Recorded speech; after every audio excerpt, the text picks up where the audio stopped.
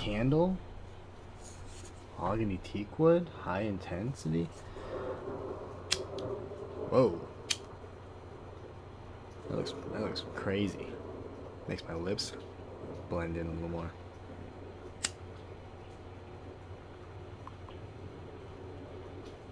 Come on.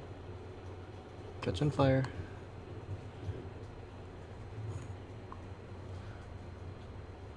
I got people texting me, damn it. Why are you texting me now? You had all day to text me. You texted me at 10 o'clock at night. As soon as I turn this on. As soon as I turn this goddamn stream on.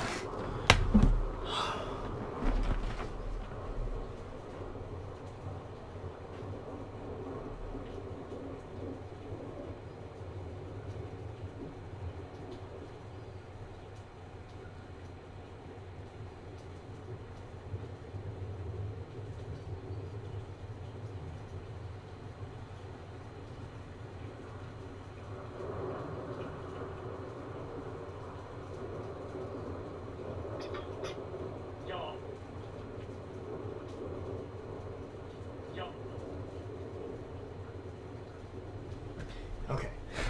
Ugh. Oh, what up, dog? What's going on, man? Oh, damn it, this candle's fucking with my lighting. Now my mouth's catching it. I'm just reading. I'm on my last chapter of my book. Kamala Harris.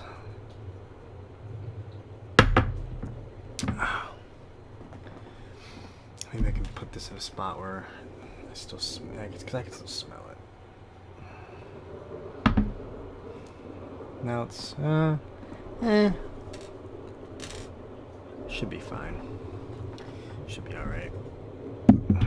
Okay, I didn't clarify. This is a way of me, I'm just going to be reading. Get my thoughts after the chapter's done. I'm going to try to read the whole chapter. This whole purpose is just to get me more accountable to reading, because I want to read more.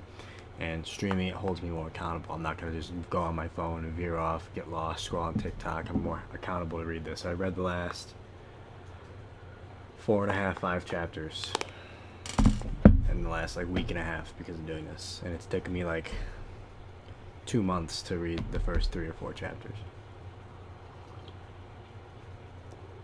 So, it's an excellent way to do this, in my opinion.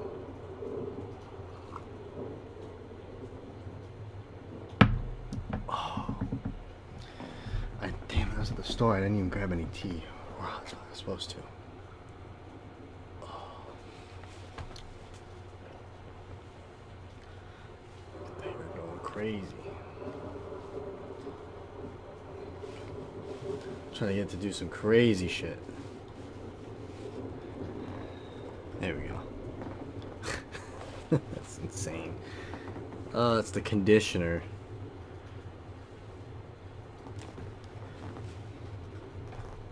Oh my god, I need a comb in here or a brush.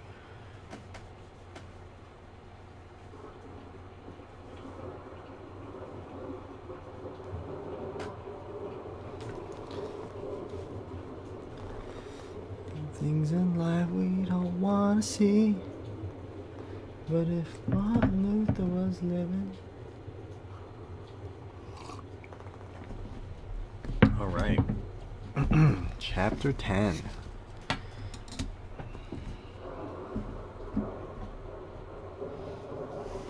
Chapter 10. Last one. I believe this goes to...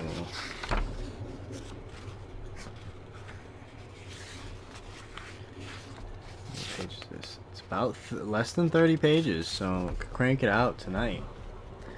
Could totally crank it out. Alright, let's buckle in. Let's buckle in. Chapter 10. What I've learned. Early in my career, one of the first cases I tried was a hit-and-run case in Judge Jeffrey Horner's Oakland courtroom.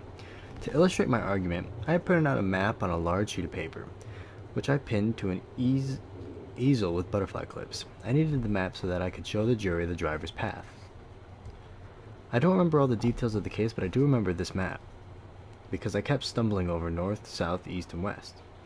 To acknowledge my own gaffes, at some point in the proceedings I cracked a self-deprecating joke before the jury. Not long after, during a break, Judge Horner called me into his chamber. "Don't you ever do that again," he said. "You figure it out. Figure it out." He said it twice. His words stuck with me. Along so many lessons I've absorbed along the way, foundational wisdom from my mother, encouragement and guidance from my family members, friends, and trusted mentors, and the powerful examples I've witnessed, both good and bad, that have shaped my understanding of what it takes to lead effectively, what it takes to achieve one's objectives, and what we owe to one another in the process. These lessons have been informed by my own life experience and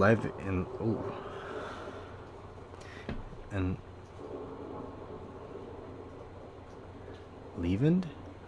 That's a word I've never seen before. Leavened by their application over the course of my career. Today, they find expansion in a series of brief phrases. One of my team members here so often they'll probably laugh. Oh, okay. Today they'll find expression in a series of brief phrases. One's my team members hear so often they'll probably laugh when they read this chapter. One year my team even had blue stress balls made, with no false choices embezzled in white letters. Of course, it isn't possible to reduce the complexity of leadership to simple slogans, but my team and I rely on these mantras as touchstones and guideposts, as starting points for policy conversations and ways to determine whether we're on the right track. I'm sharing them here because they say a lot about my personal philosophy and style, and maybe they will help shape your thinking in some way, as the wisdom earned by other people has helped shape mine. Test the hypothesis. When I was a kid, I used to accompany my mother to the lab, where she'd give me jobs to do, cleaning test tubes mainly. I think she probably knew early on that I wasn't going to follow her into the sciences. It was the humanities and the arts that spoke to me, even as I was in awe of my mother and her colleagues at their work. When you're the daughter of a scientist, science has a way of shaping how you think. Our mother used to talk to Maya and me about the scientific method as if it was a way of life. When I'd ask her why something was the way it was, she wasn't content to just give me the answer. She wanted me to formulate my own hypothesis, to use that as a starting point for further investigation and to challenge my assumptions. This was how she did her work in the lab. The experiments she ran each day were aimed at figuring out whether her ideas would stand after being tested. It was about kicking the tires. She would collect and analyze the data and draw conclusions from that evidence. If the results didn't support the hypothesis, she would reevaluate.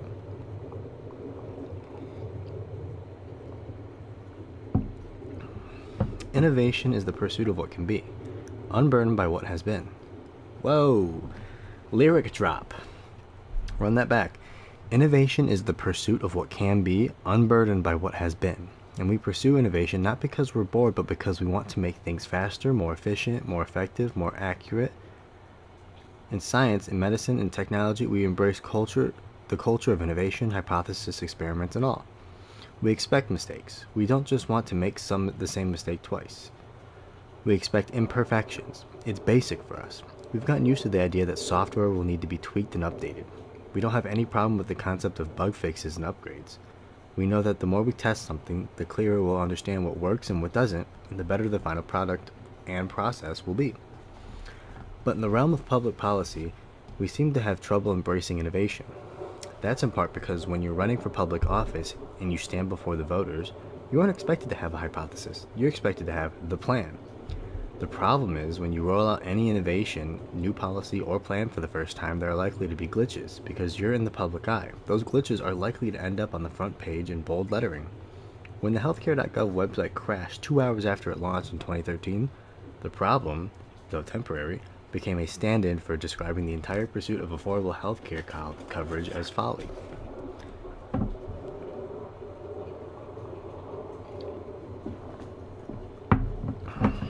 The point is, when you are in public office, there really is a lot of risk associated with pursuing bold actions. Even so, I believe it is our obligation to do so. It is inherent in the oaths we take. The point of being a public official is to find solutions to problems, especially the most intractable, and have a vision for the future. I've always said that political capital doesn't gain interest. You have to spend it and be willing to take the hit. You have to be willing to test your hypothesis and find out if your solution works based on metrics and data. blind adherence to tradition should not be the measure of success.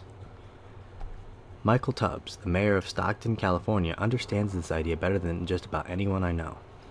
He became mayor, at 26, of a city that had been hammered by the foreclosure crisis and forced into bankruptcy. His city still contends with high poverty and crime, and now rising rents. Tubbs asked a team of researchers to identify novel ways he could fight poverty, and one of the ideas they came back with was a guaranteed income program. The concept is that giving people direct cash payments can help them make ends meet while giving the economy a boost, and it was a hypothesis he was willing to test. The city is putting together a pilot program, beginning in February 2019, in which it will give a random group of 100 residents $500 a month for 18 months to spend however they want. Researchers will check in on the participants regularly during the program. At the end of that time, the city will have a trove of data that will help the mayor and countless political leaders determine the effectiveness of such a model. So like a UBI, it sounds like.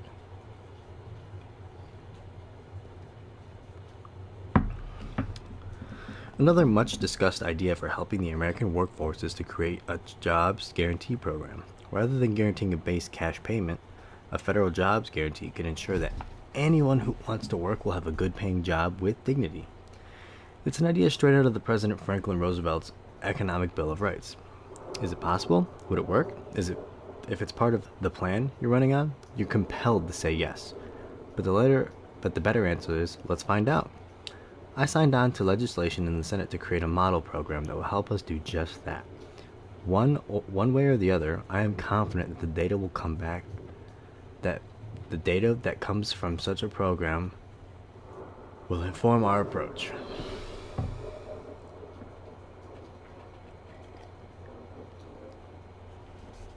So that was test the hypothesis. Now we're gonna go to the scene. Let me check something real quick.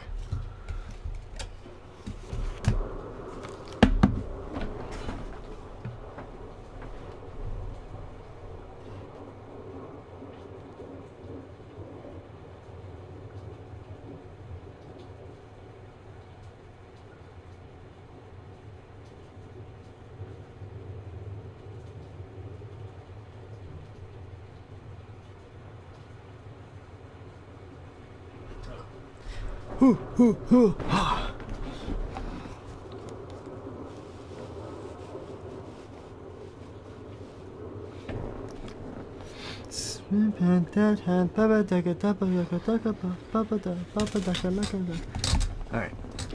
Go to the scene. There's a small community in Southern California called Mira Loma that sits just north of the Santa Ana River at the western edge of Riverside County. It was for a long time a rural community, a place of grapevine vineyards and dairy farms, a place where people loved to ride horses and raise their children away from the smog of industrial Los Angeles. But in the late 1980s, things started to change. Gasp. The rise of globalization meant that the United States would start importing a lot more goods from around the world, and many of those shipping containers from Asia were ending up at Southern California harbors. So nearby Riverside County started approving huge warehouse projects and distribution centers into which trucks would drop off the cargo they picked up at the docks. By the time I was Attorney General, there were approximately 90 such mega complexes in Mira Loma. Life was transformed by the 4,500 families living in Mira Loma. Farms were dug up and paved over. Traffic became unbearable. The quiet rural community was swallowed up by an industrial warehousing district, and the air turned toxic. Every day, trucks made more than 15,000 trips on Mira Loma's main roads, bringing with them soot and other particulate matter. Soon, Mira Loma had one of the highest rates of diesel pollution in the state, well beyond state and federal air quality standards. Researchers at the University of Southern California conducted a study that found that pollution was linked to poor lung development and other serious illnesses in Mira Loma children. The Federal Environmental Protection Agency, EPA, I'm studying to get their certificate for the EPA, had already expressed its own concerns about health dangers associated with such filthy air, but things were only getting worse.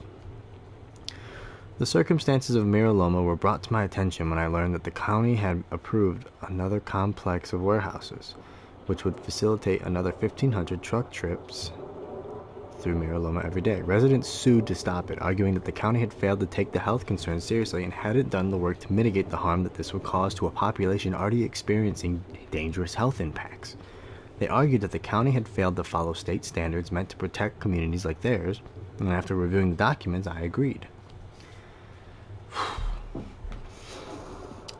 I want to join the lawsuit, I told my team. Let's show those families the state has their back. That could have been the end of it. I was confident that with state resources behind them, the community would have what it needed to prevail, but taking action wasn't enough. Understanding the circumstances strictly through the lens of briefing documents and discussions with lawyers wasn't enough. I wanted to go to the scene. As we approached Mira Loma, I could see a towering mass of haze and smog enveloping the community and surrounding areas. The sun shone through, but with a gray, refracted tint as the toxic clouds settled in. When I got out of the car, pollution stung my eyes. I could taste it in the air. I could wipe the dust and soot off surfaces with my fingers. I went into a small meeting room where the members of the community had gathered to tell me their stories. One person told me that every day when the wind changes, he started breathing the fumes. Another told me that it's not safe for children to play outside. More than half the households had children under 18, and they were stuck indoors. A soft-spoken woman told me that she was glad I was there, because I had been fighting for a long time and no one ever seemed to listen. One man told me that they have to wash the soot off their driveways and clean their clotheslines before they hang any clothes. He worried about the trees in his backyard, which had stopped bearing fruit and were dying. And he expressed his concern for people in the community who were suffering from higher rates of cancer, asthma, and heart disease. At first, that was all he said, but when the microphone came back to him, the group encouraged him to tell the more personal story that had brought him to the meeting. It's hard for me to talk about it, but I'll do it to help this community. Through tears, he began. I had a daughter, and she died before she was 15 years old, and instead of planning for her 15th birthday, I was planning for her funeral. She died of lung cancer. Sometimes it's hard for me to talk about it, but if this can help, I'm just telling my story. It did help. Hello? Oh, probably because it couldn't get the red. It did help. The fight against the county would take place in courtrooms and conference rooms, and we would be not just the voice, but the vessel through which the community's story would be told. To really understand the pain that a community is coping with, it's not enough to imagine what it'd be like. Smart policies cannot be created in an ivory tower, and arguments aren't won by facts alone. What matters just as much as being there whenever possible is in person, ears and eyes wide open, talking to the folks living closest to the challenge. It mattered that we were there to hear the anguish and this anguished father's stories and the stories of other families in Mira Loma. It mattered when I visited soldiers in Iraq who were waiting for their next mission, and sailors in San Diego preparing to deploy for months on a nuclear submarine. It is one thing to talk about the needs of the military and intelligence communities in a Senate hearing room. It is another to go to the scene and make real in-person connections with the men and women who are serving. I spent a good deal of time with the troops, talked about their specialties and their training, about the challenges of their work and how a combination of bravery and duty had led them to this life. But we talked about other things too. What they missed, what they feared, what they'd left behind, the sacrifice their families had to make while they were gone. It was personal, and that mattered. It mattered when I visited Syrian refugee camp in Jordan so that I could get an up-close view of what life was like for the people trapped there. 70% of them were women and children. We drove around the encampment, which seemed to stretch endlessly in all directions, each makeshift dwelling representing a family that had fled war and slaughter. I insisted we get out of the cars. We walked down a street that they had nicknamed the Champs-Élysées, after the famous shopping street in Paris, and we admired the stalls of clothes and food. At one point, 3 kids ran up and started talking to me. One of them, a 10-year-old in a blue soccer shirt, took a real liking to me. We took a selfie together, and he asked through interpreters if I would come to meet his family. I said of course, and I followed him through the camp where they were living. When I got there, a large extended family was there to greet me. They had two small dwellings between them and had created a little courtyard between the two, with a board as an overhang. His grandparents were there, the matriarch and patriarch of the family, and they were incredibly welcoming when I arrived. "Will you stay for tea?" the grandfather asked me. "I'd be honored," I replied. The grandmother went behind the hut, where there was a water spigot and a small gas camp stove. The next thing I knew, she was back, bearing a tray with beautiful glasses, a plate of sweets, and a teapot. We were all sitting there cross-legged, drinking our tea. I was ready to ask all of them about the story of how they got there, the experience of living in the refugee camp, and when the grandfather started to speak. "Okay, I've invited you into my home. I've given you my tea. I've fed you. Now tell me, who are you?" Okay. So that was go to the scene. So we did test the hypothesis, test it, question your assumptions, go to the scene. So instead of being a brief through being briefed through documents and court hearings and Senate hearings, go to the scene. Be there. Make a connection. Okay. Now we're at embrace the mundane.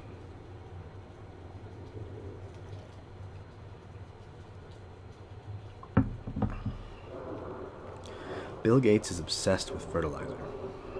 Okay. I go to meetings where it's a serious topic of conversation, he writes. I read books and its benefits and the problems of overusing it. It's kind of the topic I have to remind myself not to talk about too much at cocktail parties, since most people don't find it as interesting as I do. Why the fascination? He explains that 40% of people on Earth owe their lives to higher crop outputs that were made possible only because of the fertilizer. It was the literal fuel for the Green Revolution, which helped lifted hundreds of millions of people out of poverty. What Gates understands is that there's a big difference between announcing a plan to end world hunger and actually ending it. And closing the gap depends on seemingly mundane details like fertilizer and weather patterns and the height of wheat. Politics is a realm where the grand pronouncement often takes the place of the painstaking and detail-oriented work of getting meaningful things done. This isn't to say that there's anything inherently wrong with grand pronouncements. Good leadership requires a vision and aspiration.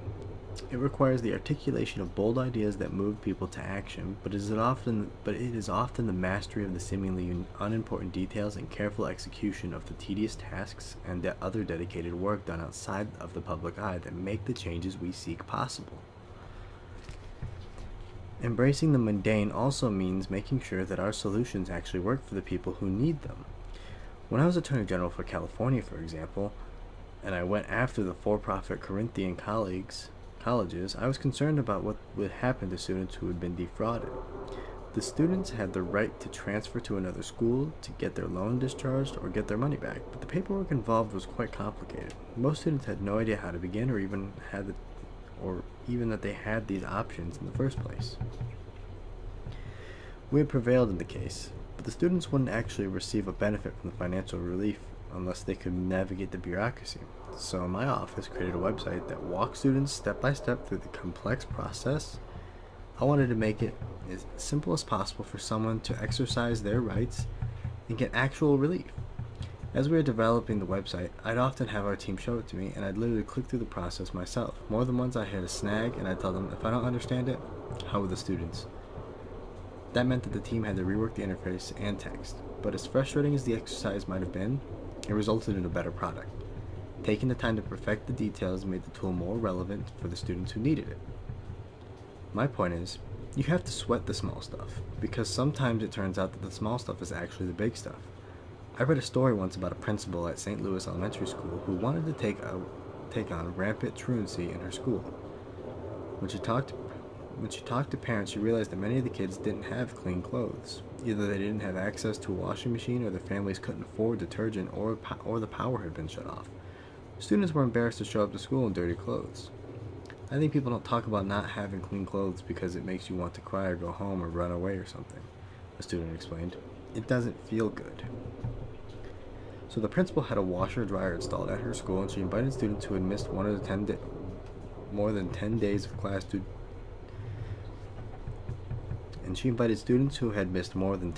class to do their laundry on campus. According to CityLab, in the first year of the initiative, more than 90% of the students they tracked boosted their attendance.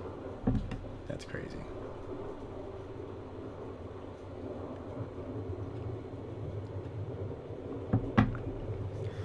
So, that was, what was it? Master the mundane, embrace the mundane.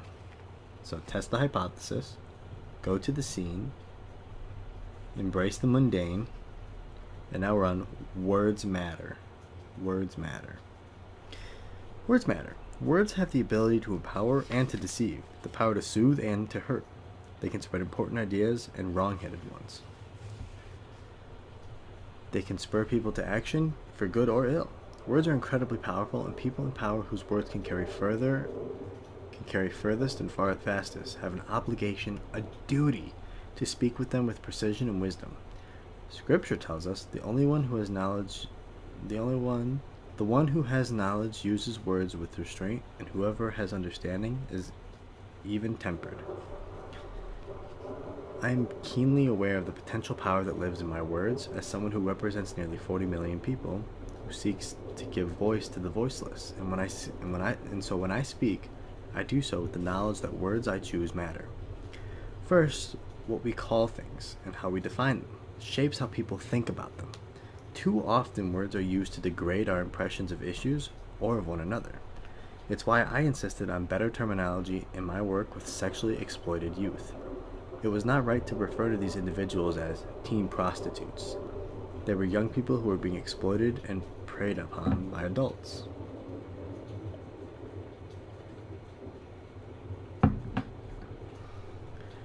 When I was Attorney General, I prosecuted a case against a man who had started a website called YouGotPosted.com, which invited people to upload sexually explicit content featuring their former sexual partners. The man who ran the website would then demand payment from those who had been exploited in exchange for removing the images. In the press, and in common parlance, the act of posting the images was described as revenge porn.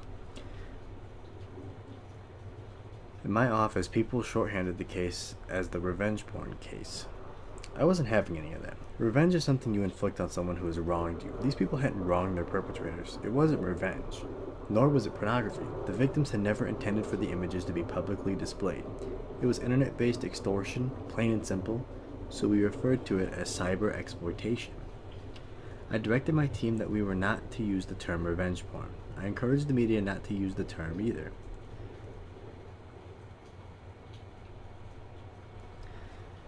Second, I choose to speak truth, even when it's uncomfortable, even when it leaves people feeling uneasy.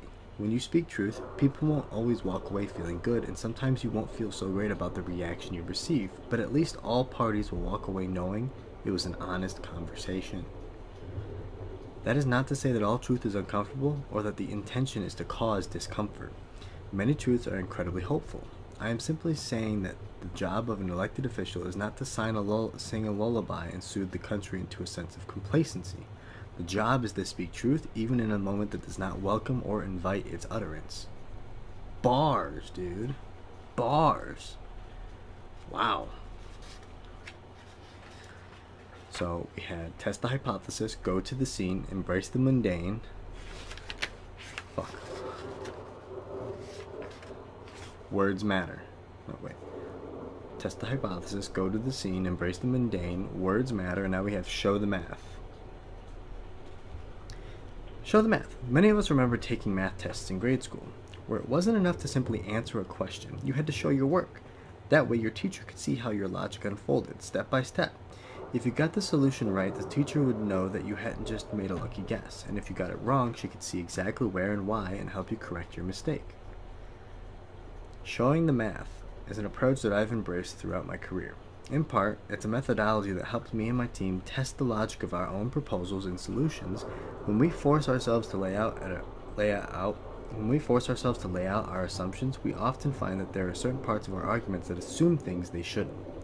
So we go back and revisit them, we revise them, we dive deeper so that when ready to put forth a proposal, we can be confident in its soundness. At the same time, I think leaders who are asking for the public's trust have a responsibility to show the math too. We can't make other people's decisions for them, but we have to be able to show them how we reached ours. That's why when I taught young lawyers how to put together a closing argument, I would remind them that it wasn't enough to get up in front of the jury and just tell them, "You must find 8." Their job was to get up there and show the jury that 2 plus 2 plus 2 plus 2 leads, categorically, to 8. I'd find them to break down every element. I'd tell them to break down every element, explain the logic of their argument, show the jury how they reach their conclusion. When you show people the math, you give them the tools to decide whether they agree with the solution. And even if they don't agree with everything, they might find that they agree with you most of the way. A kind of policy-making partial credit that can form the basis for constructive collaboration. Okay. We're going to test the hypothesis, go to the scene, embrace the mundane, words matter, show your math. Show the math. Now we have, no one should have to fight alone.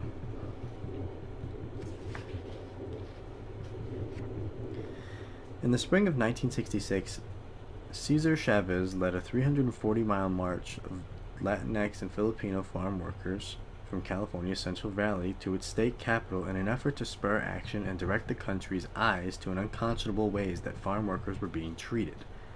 That summer, the United Farm Workers was formed, and under Chavez's leadership, it would become one of the most important civil rights and labor rights organizations in the country.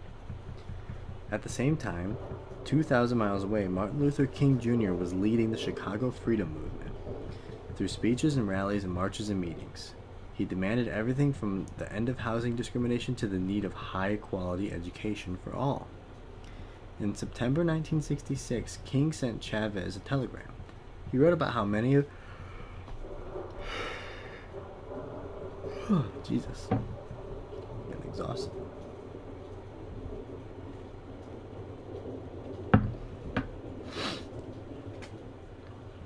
He wrote about the many fronts on which the battle for equality must be fought. In the urban slums, in the sweatshops, factories, and fields. Our separate struggles are really one, a struggle for freedom, for dignity, and for humanity. That is the sentiment I believe we all must embrace. There are so many ongoing struggles in this country, against racism and sexism, against discrimination based on religion, national origin, and sexual orientation. Each of these struggles is unique. Each deserves its own attention and effort, and it would be wrong to suggest that the differences don't matter or that one solution or one fight will alone solve them all. But at the same time, we should embrace the point that King made to Chavez, that what these struggles have in common is the pursuit of freedom, or basic human dignity. Black Lives Matter can't just be a rallying call for black people, but a banner under which all decent people will stand. The Me Too movement cannot make lasting structural changes for women in the workplace unless the effort is joined by men. Victories by one group can lead to victories for others, and in courts and society as a whole. None of us should have to fight alone. As if we are lucky enough to be in a position of power, if our voice and our actions can mobilize change, we don't have a special obligation? Being an ally can't just be about nodding when someone says something we agree with, important as that is. It must also be about action. It's our job to stand up for those who are not at the table, where life-altering decisions are being made. Not just those people who look like us, not just those who need what we need, not just those who have gained an audience with us. Our duty is to improve the human condition in every way we can for everyone who needs it. Okay. I think the rest of this is labeling her lists and her philosophies. Yeah, okay. So I'm just going to try, because she's listing out her methodology, what she's learned. This is what she's learned, this is the process she goes through. So this is like, you're supposed to be inside the mind of her right now. This is her process of thinking. So we've had test the hypothesis, go to the scene, embrace the mundane, words matter, show your math.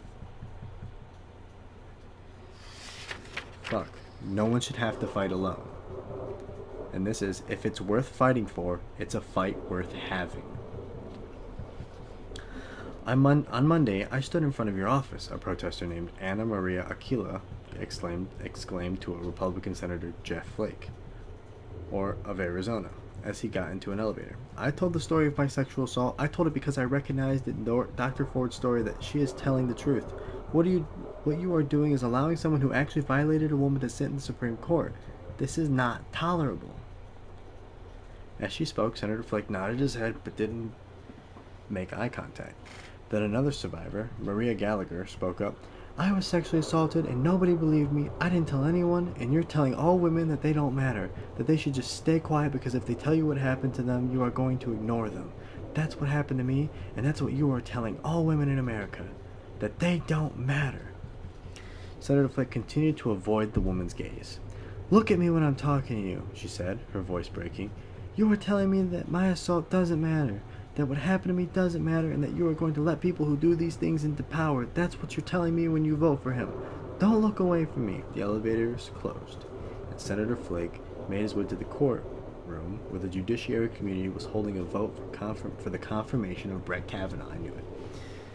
I knew it. I had been appointed to the Judiciary. I had been appointed to the Judiciary Committee 10 months earlier and had expected at some point to be part of a Supreme Court confirmation process. But when Anthony Kennedy announced his retirement on June 27, 2018, I counted myself among the millions of people who were stunned and dismayed, especially when we learned that Judge Kavanaugh had been chosen to replace him.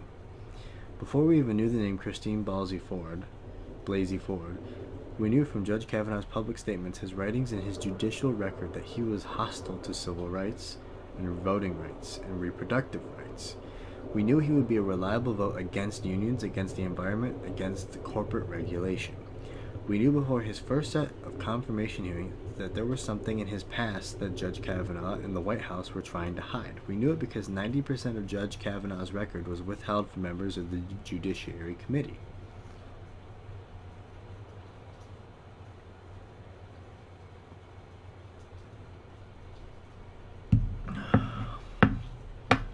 We knew after those first hearings that Brett Kavanaugh had misled the Senate under oath about his involvement with stolen documents, about his work with controversial judicial committee nominees, and about his role in Bush-era warrantless wiretapping. We knew all of this first, and then we learned her name.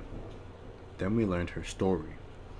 We learned that when she was in high school, Christine Blasey Ford had gone to a gathering at a house with several people where Brett Kavanaugh had forced himself on top of her, had grinded against her, and had groped her while trying to take off her clothes.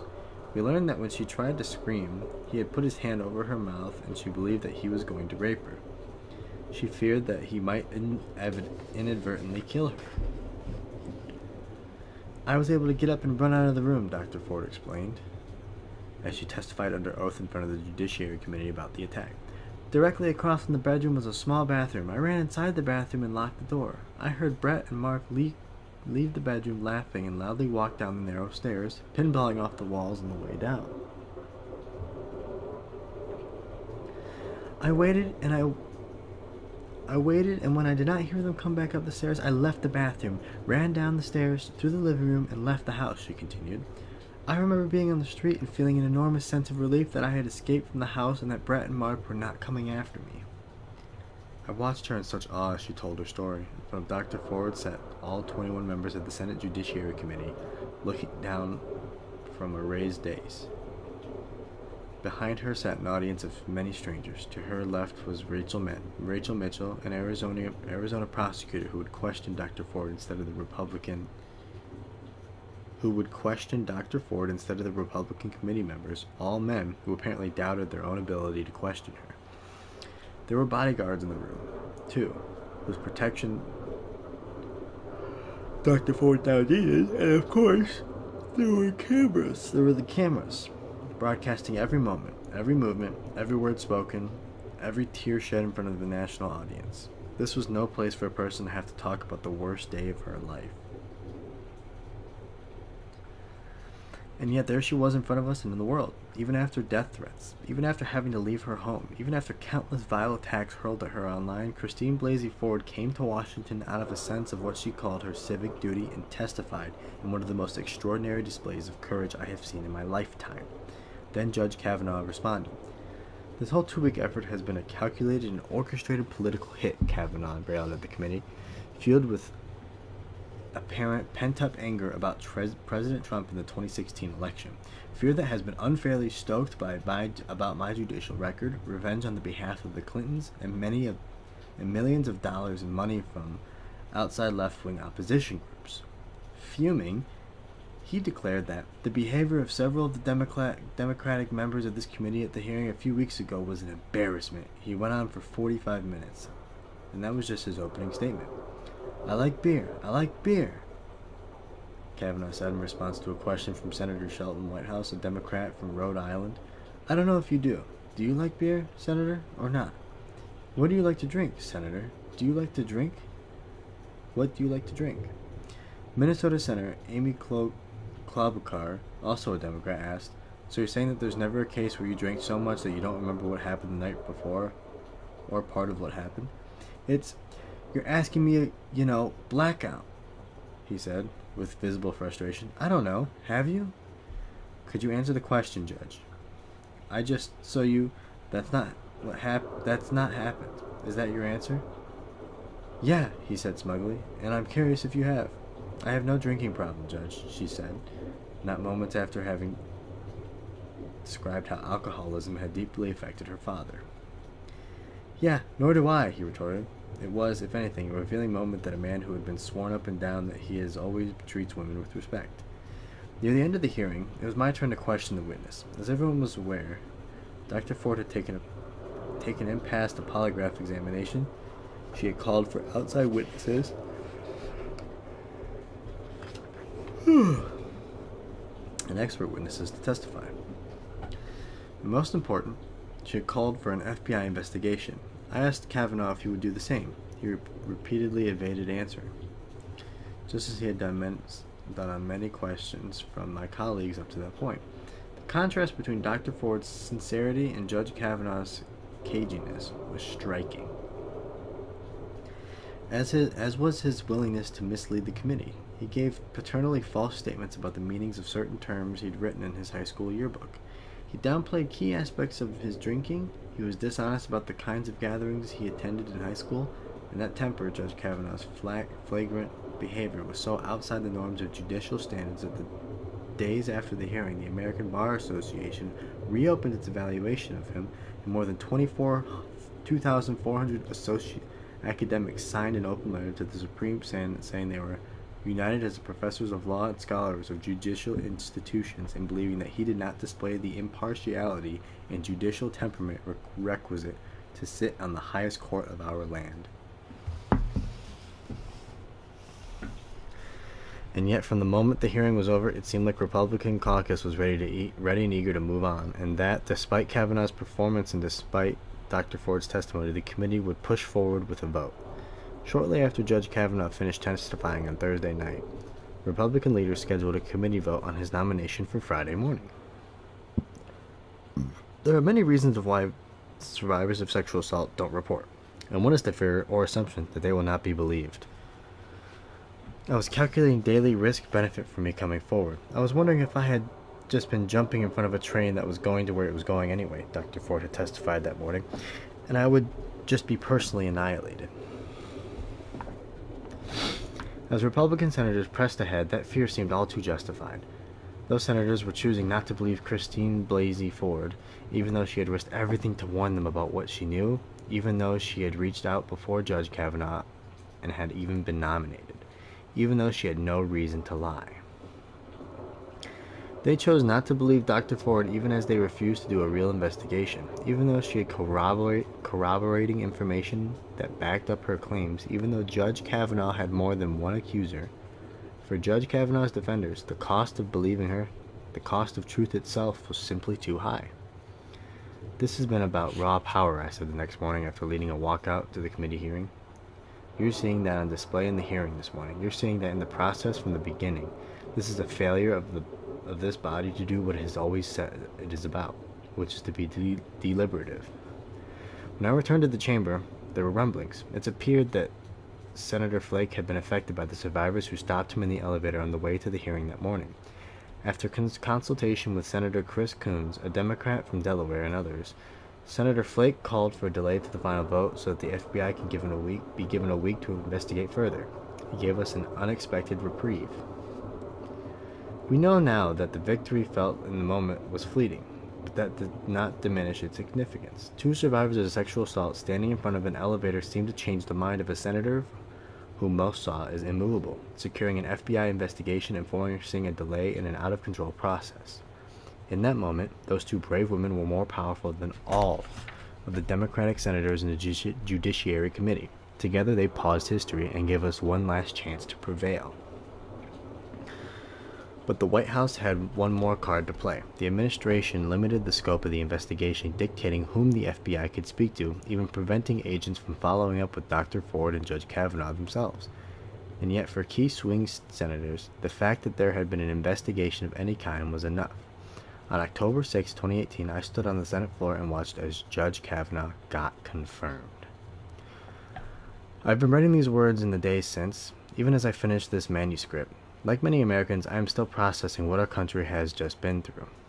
But, for now, I will say this. It would be a mistake to downplay the consequences of having Justice Kavanaugh on the Supreme Court. With this lifetime appointment, he will be in a position, along with the conservative majority on the court, to end a woman's right to choose as we know it, to invalidate the Affordable Care Act, to undo the legal basis by which corporations are regulated, to unravel fundamental rights to vote, to marry, and to privacy. Run that back. Run that back. This book was from 2019. This book's from 2019. She's not even vice president yet. Okay? But for now, I will say this. It would be a mistake to downplay the consequences of having Justice Kavanaugh on the Supreme Court.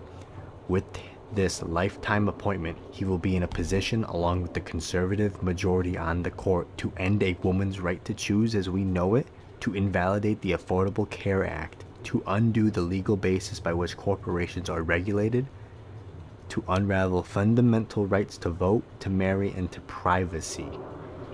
She called that shit. 2022 Roe v. Wade got overturned. That's crazy.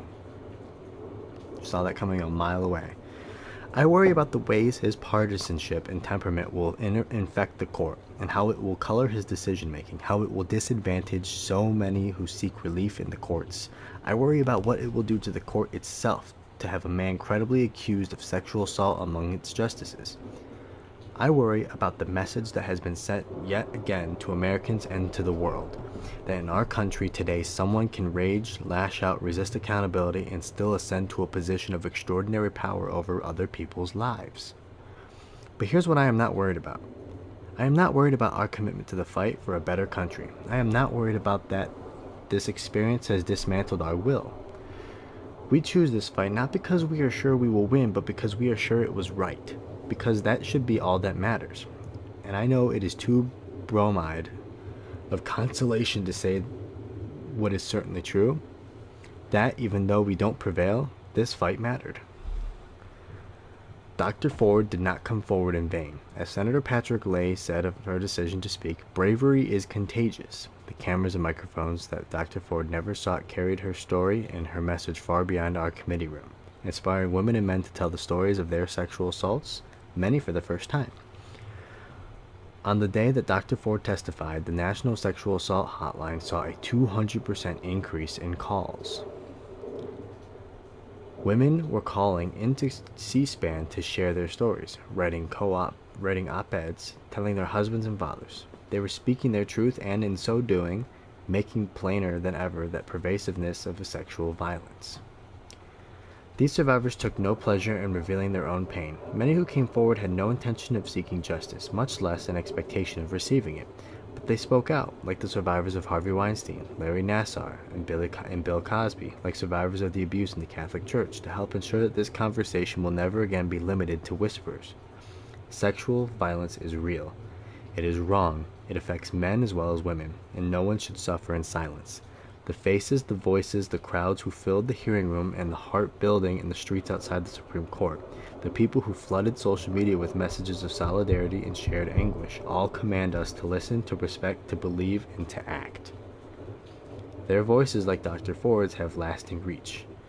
Indeed, though this battle is over, the scope of its impact is yet to be seen. History has shown that one person's willingness to stand up for what is right can be the spark that ignites far-reaching change. Anita Hill's testimony wasn't enough to keep Clarence Thomas off the Supreme Court in 1991, but it brought the term sexual harassment into the mainstream and started a national conversation. Less than 2 months after Hill's testimony, Congress passed the Civil Rights Act of 1991, which expanded the remedies available to victims of sexual harassment. The following year, Democratic women took the 1992 elections by storm, doubling the number of women in the House and tripling the number of women in the Senate. I am not naive. I will walk the same halls where one Republican senator told survivors of sexual assault to grow up, and where another described protesting survivors as a mob, even as the president he serves was inciting a crowd to humiliate Dr. Ford. I know, we all know, that there were miles still to go before women are accorded the full respect and dignity we deserve. But I am heartened by the unprecedented number of women running for office, and the many more who have been politically energized. I am heartened by the new bonds being forged across the boundaries of race, age, background, experience, and gender as women and men stand shoulder to shoulder for justice, equality, and basic rights.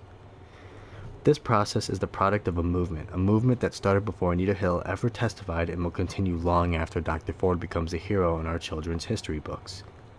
We will grow stronger through every effort, even when we face setbacks. We will draw wisdom from every chapter, even when those lessons are hard. We will face what is to come with conviction that change is possible, knowing that truth is like the sun. It always rises. She's cooking. She's making sure she goes out with a bang. Just making sure she goes out with a bang. I got like 3 pages left. Okay, so test the hypothesis. Go to the scene. Embrace the mundane. Words matter. Show your math. Show the math.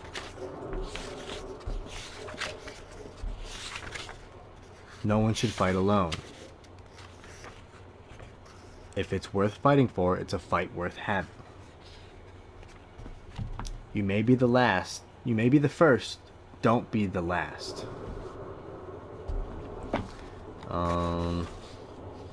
This is the last method.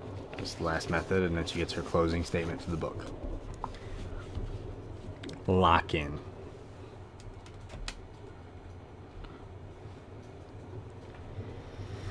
You may be the first, don't be the last.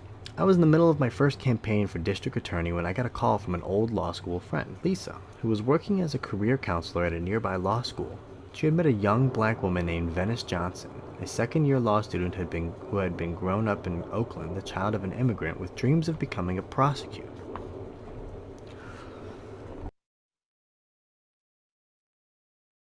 Do I have any more water? Oh man, I don't know if I can lock in for this. I might have to go get another water. I'll be right back.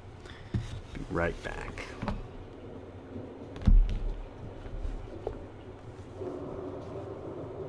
Almost done. Almost done. We're almost done with this book. I can't wait for the next one. Boop, boop.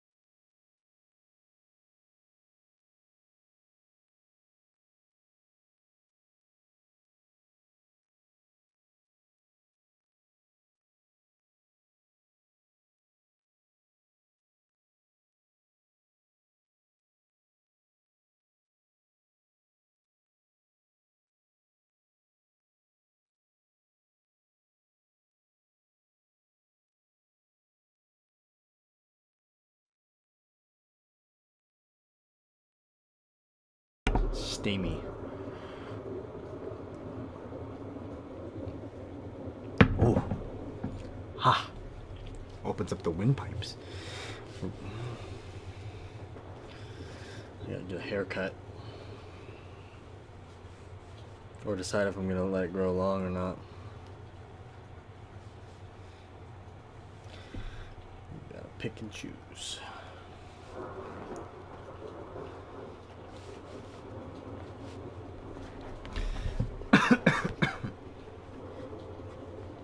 Alright. Let's do this. She had met a young black woman named Venus Johnson, a second-year law student who had grown up in Oakland, the child of an immigrant, with dreams of being a prosecutor. Not surprisingly, when my friends heard Venus's story, she thought of me. We arranged to spend a day together in the fall of 2003, and from the moment I shook Venus's hands, I could feel this incredible sense of commonality. I could see myself in her. She was kind enough to spend the day following me around while I campaigned and ran errands. At one point, we ended up shopping for a wedding present for one of my dear friends. I settled on betting. At another, we drove past a storefront that had a sign for my opponent in the window. "Come on, let's go," I told Venus as I grabbed one of my own signs out of the trunk. We went in and shook hands with the store owner and asked him for his support. "But, I have another candidate sign in my window," he said, not sure of what to make of me. "That's okay," I told him. "You can put mine in the window, too." He agreed, and we were on our way. Over lunch, Venus and I had talked about the reasons she wanted to be a prosecutor and the kind of work she had hoped to do.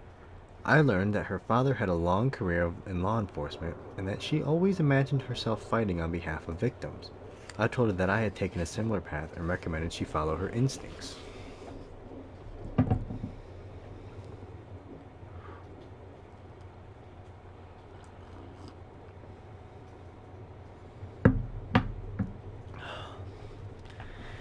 Follow her instincts and join the Alameda County District's Attorney Office.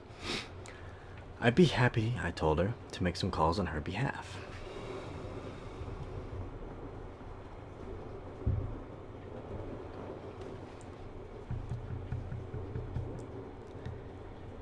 She seemed to wonder why I was doing this for her. I told her that there was something my mother used to say that I always had held close.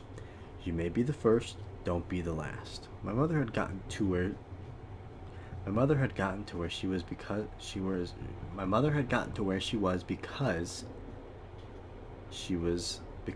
oh my god, I can't say the sentence. My mother had gotten to where she was because of the help of mentors. I had gotten to where I was because of mentors too, and I intended to be a mentor to as many people as I could during the course of my career. A few years after my first conversation with Venus, she had got the job she'd been dreaming of in the Alameda County DA's office. She worked there for 8 years and, like me, specialized in helping victims of sexual violence. We spoke regularly over those years. In 2014, she joined me in the Attorney General's office, and about 1 year into her working for me on legislative matters, I had a specific request for her. I called her into my office. "I want you to be the Associate Attorney General and my de facto Chief of Staff." There was a pregnant pause. That's a crazy word. There's a pregnant pause? Why are we using that word? We couldn't find any other word? "Me?" she asked. "Yes, you. I've had a lot of good fortune in my life, and I'm not sure I've ever felt as lucky as the moment she said yes. She was as wonderful at the job as I thought she would be. In addition to keeping things moving, staffing me, and being in the last person in line to ensure that I was prepared for meetings and press conferences, she helped to manage a complex bureaucracy and led major initiatives on my behalf as a legal and policy advisor. I couldn't have asked for a better member on the team." During those years, we spent a lot of time together. We've continued to speak since our time in the Attorney General's office, sometimes about her cases, sometimes about career moves that she was considering, once about a recipe for a really amazing chicken broth. Venus was a part of the inspiration for a speech I'd often give, especially in front of groups of young women.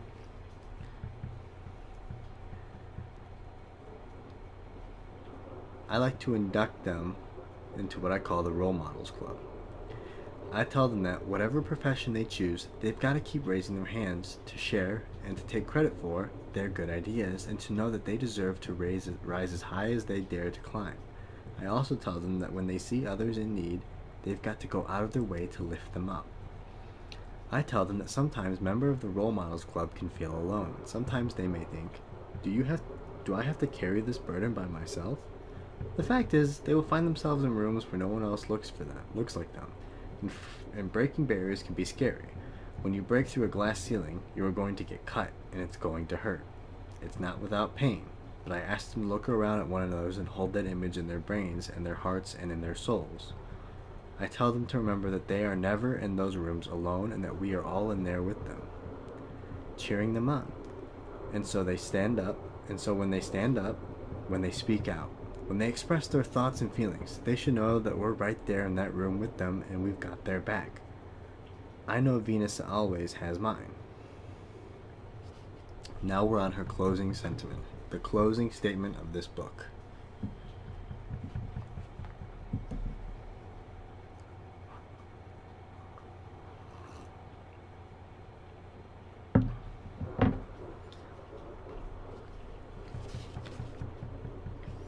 I've seen a lot in my years of public service, and what I've learned can't all be boiled down.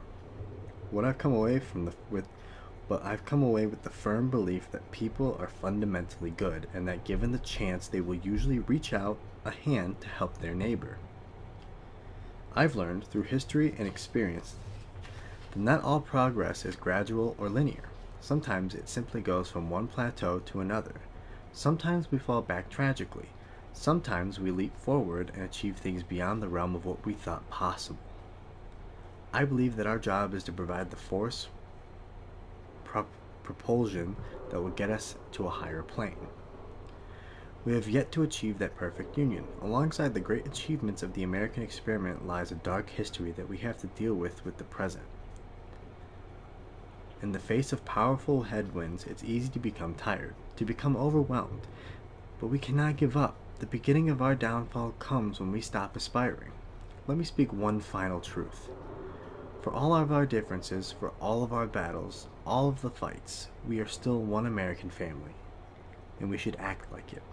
We have so much more in common than what separates us. We need to paint a picture for the future in which everyone can see themselves and everyone is seen. A vibrant portrait of a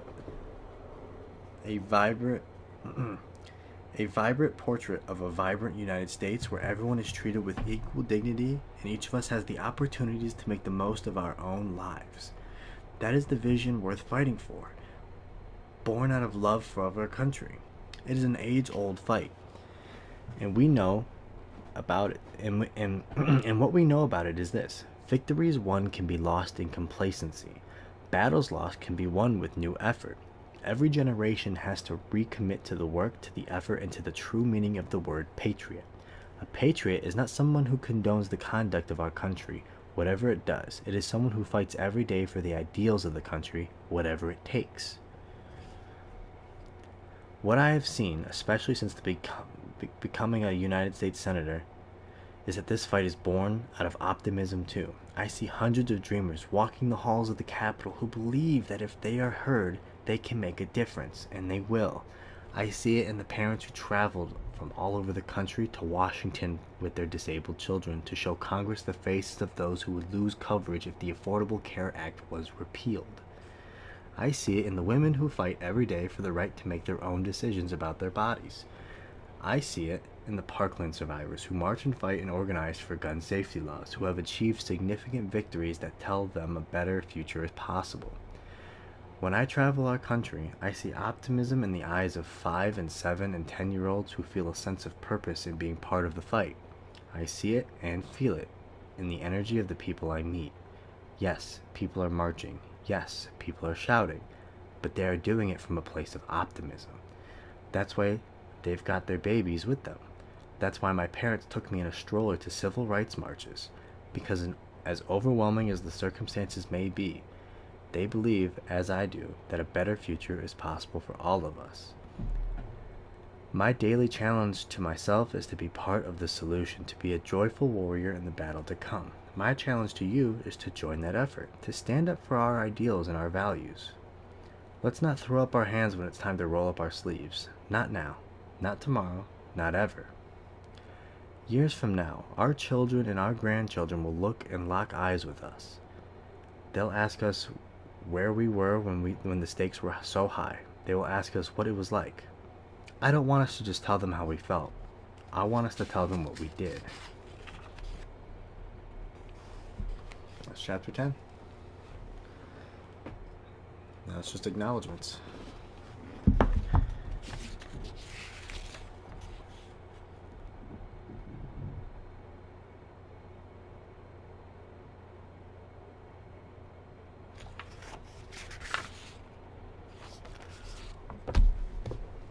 Bam. Let me lower this brightness.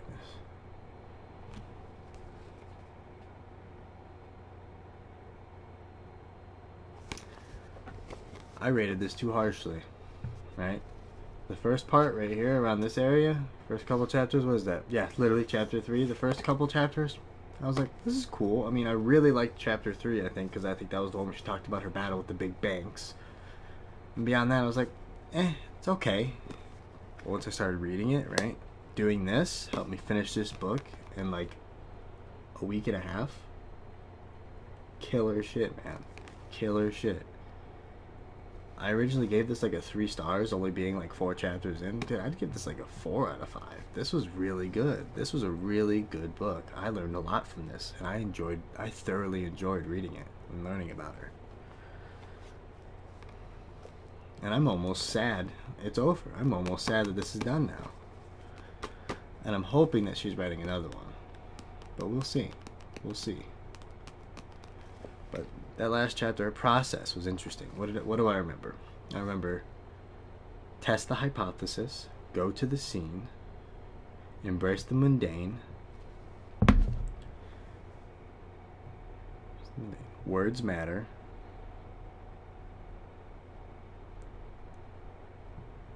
show the math, right, test the hypothesis, go to the scene.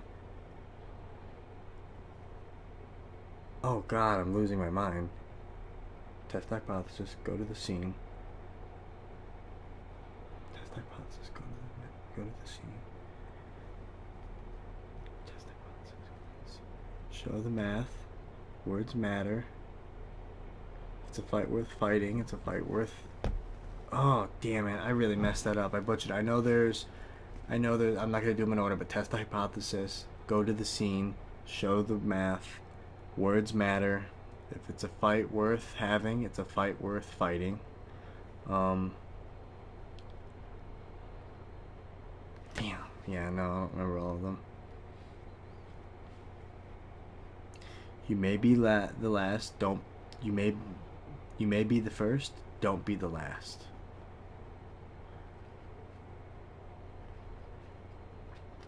If it's a fight worth fighting, it's a fight worth having.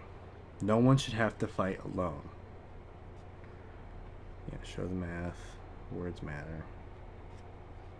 Embrace the mundane. I forgot about it. Yeah, I said it too. Test the hypothesis. Go to the scene. Embrace the mundane. Show the math. Words matter. No one should have to fight alone. You may be first. Don't be last. It's a fight worth if it's a fight worth having, it's a fight worth fighting. If it's a fight worth having, it's worth fighting. Right?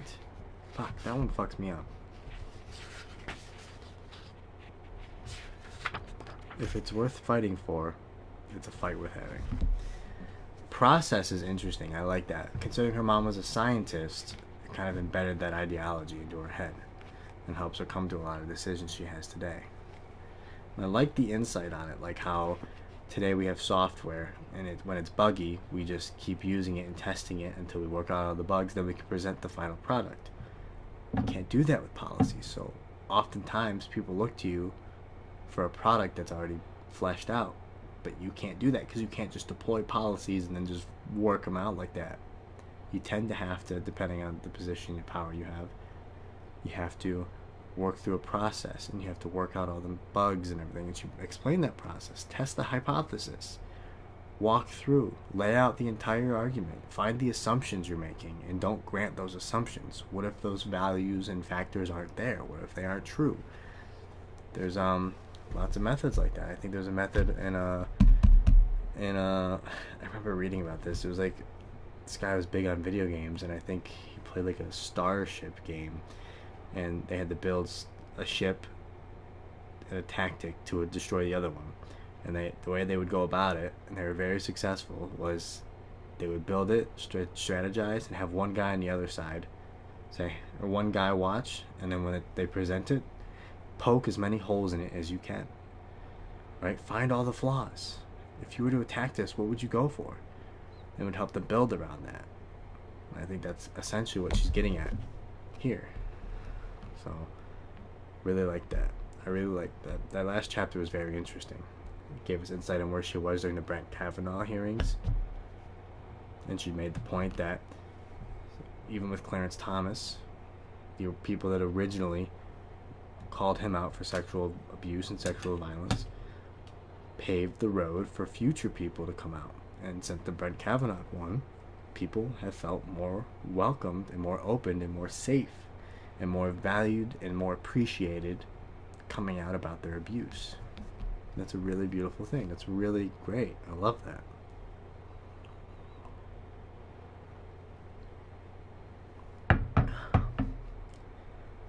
So, yeah. So that was a great book. I enjoyed that thoroughly. I enjoyed that.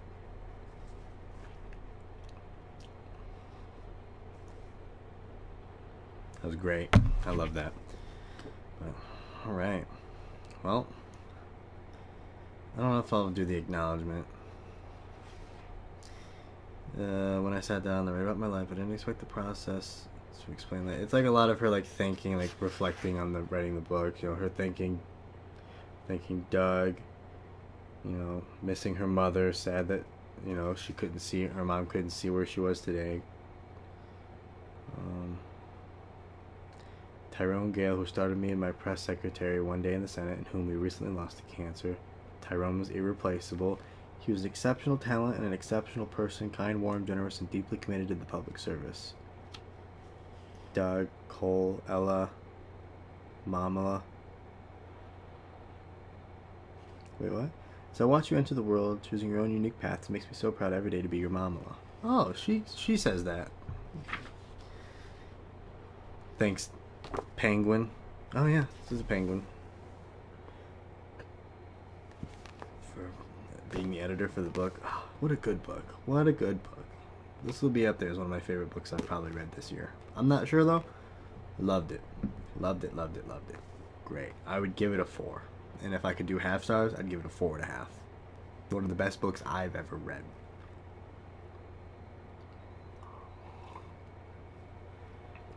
The caveat though, I think I have the books I've read up there, separated from the ones I haven't. I read 1, 2, 3, 4, 6. I've only read 6 other books in this, so, and that's recent, in the last 2-3 years. Because I read a bunch of books when I was younger, but I don't really remember much of them besides. There's like the Hunger Games, I think, some Blood Ninja one. I probably have the books somewhere, maybe. They're somewhere around here, in bins or in the garage somewhere in one of my parents' houses.